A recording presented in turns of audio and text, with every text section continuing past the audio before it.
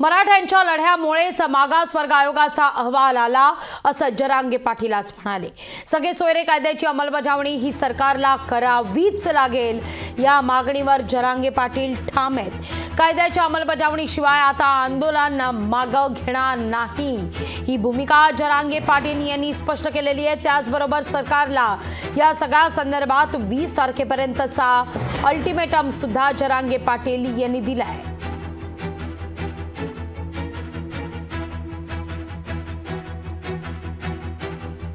आम्हाला 20 तारखेपर्यंत सगळ्या सोयऱ्यांची जी अधिसूचना काढली त्याचं 20 तारखेपर्यंत काही करू अंमलबजावणी करा।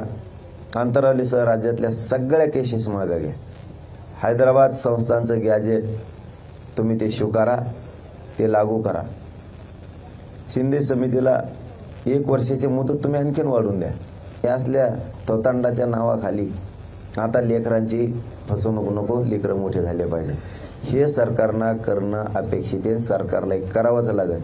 मी 20 तारखेपर्यंत उपोषण करत असतो, जर नाही केलं तिथून पुढे सरकारने सरकारचं धोरण बघायचं, मराठ्याचं धोरण बघणार आहे। त्यांच्या कुणबी नोंदी सापडल्या आणि ज्यांच्या सापडल्या नाहीत त्यांच्यासाठी सगळ्या सोयऱ्यांचा कायदा आहे, अधिसूचना आहे। मुख्यमंत्री साहेबांना लक्षात ठेवावं आणि लक्षात घ्यावं सुद्धा।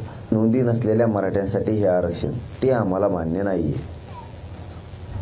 तीनही बाजूनं मराठ्यांचाच फायदा होईल या भूमिकेत आम्ही। ज्यांना ते घ्यायचं ते त्यांनी घ्यावं, परंतु ज्यांच्या कुणबी नोंदी सापडल्यात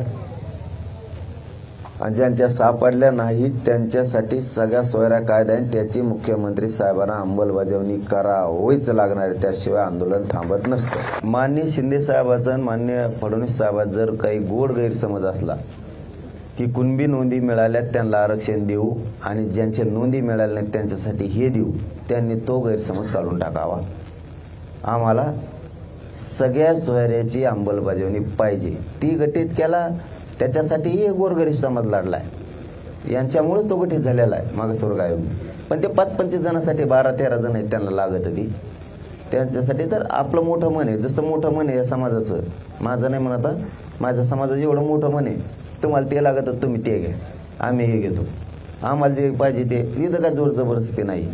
आणि याच्या पलीकडे सांगतो, जे मुलीचं कामच काय आहे, एखाद्याला एखादी गोष्ट मिळाली की त्याला कामच ते खोटं कसं केलं काय केलं। अरे 4.5 लाख कर्मचारी कशाला म्हणतील, 4.5 लाख कर्मचारी कशाला म्हणतील, काम केलं त्यांनी म्हणून आवाज आला, आता त्याला ते नाव ठेवायची सवय।